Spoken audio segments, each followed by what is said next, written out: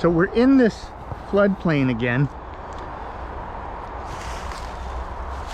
and we're at an elevation that's maybe 4 to 6 feet above the typical river level. And while we would consider this a floodplain forest, and I was showing you species like the silver maples and sycamores in the previous videos that grow in here, and we're seeing them in here.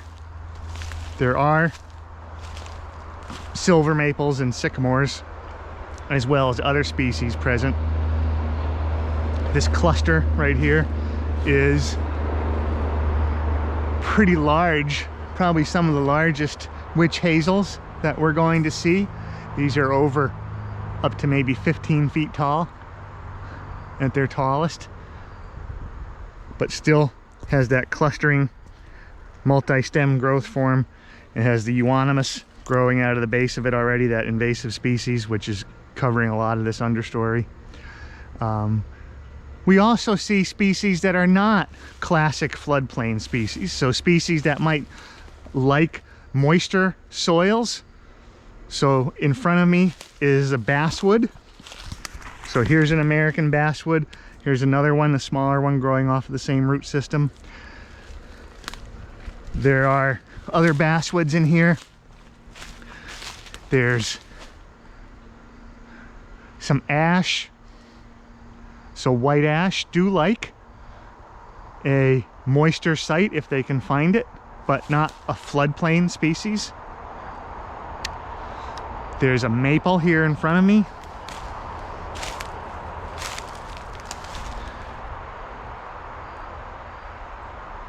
So this could be either a sugar maple, or more likely a Norway maple growing down here in the floodplain. There's grapevines growing in the floodplain, which, here's the grapevine. It's pretty large diameter grape, and grapevines are not flood tolerant, so they are, even though they're going to climb into the forest canopy, they're rooted in the soil just like any other woody plant, and they use the trees for support. Grapes are typically considered intolerant species, so they need to climb and get their leaves into full sunlight so they can grow. They're in here. There's more of these Norway maples. Here's a bitternut hickory, this large tree in front of me. Hickories, some of the hickories, like bitternut, do like a moisture site, but they can't tolerate being flooded in the springtime. Another big basswood is the largest tree right in front. So, and we've walked by, here's a butternut, which is related to the walnut. This is a species you're going to learn hopefully next week when we're back on campus. So here, this is butternut, this tree right in front of us. There's some black locusts growing in here. And so what we're looking at, some of the largest trees are the floodplain species. The silver maples, sycamores, and there's even a few willows, big black willows, growing along the margins of this little height of land.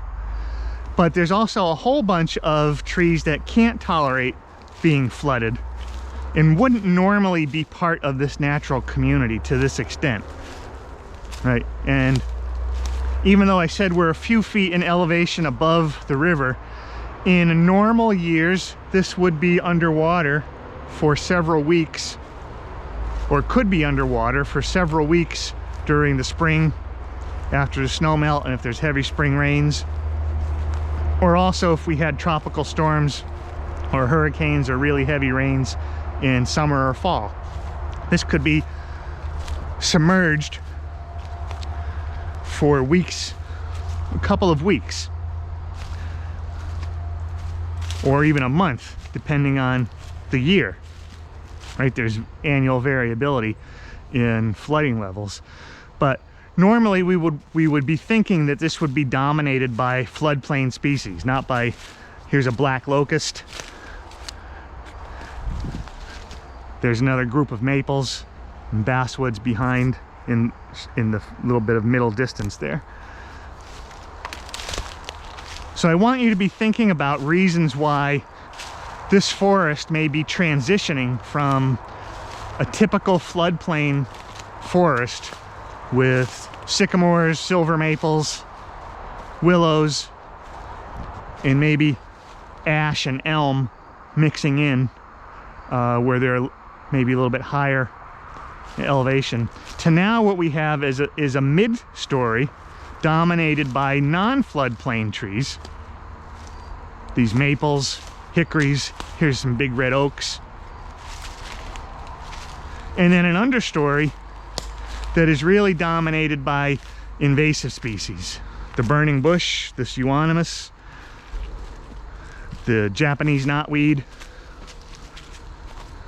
the barberry, right? All of those species really, although they're pretty aggressive in our eastern forest, they can't tolerate flooding. And so normally they would be suppressed by the annual cycle of spring and perhaps fall flooding.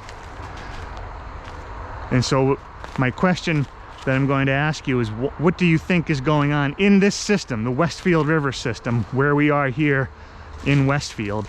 What do you think is causing this floodplain community to change, right? So the natural disturbance was a cycle of regular flooding and inundation, where this entire area that I'm walking through might be underwater for a couple of weeks to over a month, typically in late winter, early spring, and then maybe again in the fall for a shorter period of time.